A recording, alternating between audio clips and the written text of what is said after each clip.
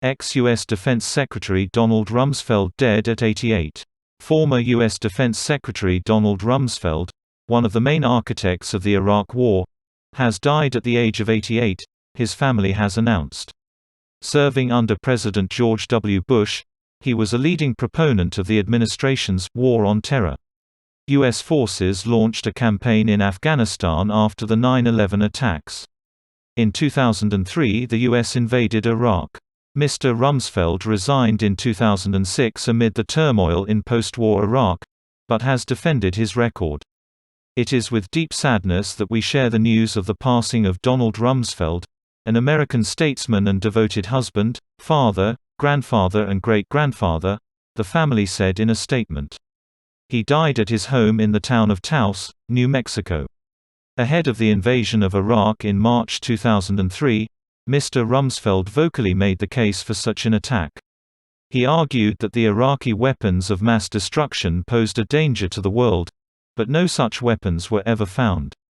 Best known for overseeing the U.S. response to the 9/11 terror attacks, his political career eventually came undone by the spiraling conflict in Iraq. Across a career spanning decades, Rumsfeld forged a reputation as the ultimate Washington insider and a true political survivor notorious for outmaneuvering his foes.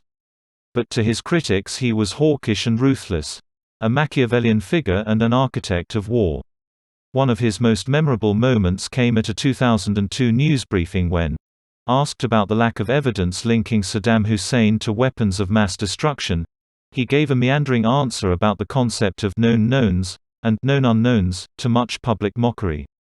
Donald Henry Rumsfeld was born in Chicago on 9 July 1932. His father, a real estate salesman, was enlisted in the Navy during WW II. In childhood, Rumsfeld was an Eagle Scout who went on to find a love of wrestling. After studying political science at Princeton University on a naval scholarship, he followed in his father's footsteps to enlist and served as an aviator and flight instructor between 1954 and 1957. After transferring to the reserves, he came to Washington, D.C. first as an assistant to a congressman before being elected himself to the U.S. House of Representatives for Illinois in 1962. Rumsfeld resigned his post in 1969 to direct Richard Nixon's Office of Economic Opportunity, before serving in several other positions in the administration. News taken from BBC. Please subscribe to my channel.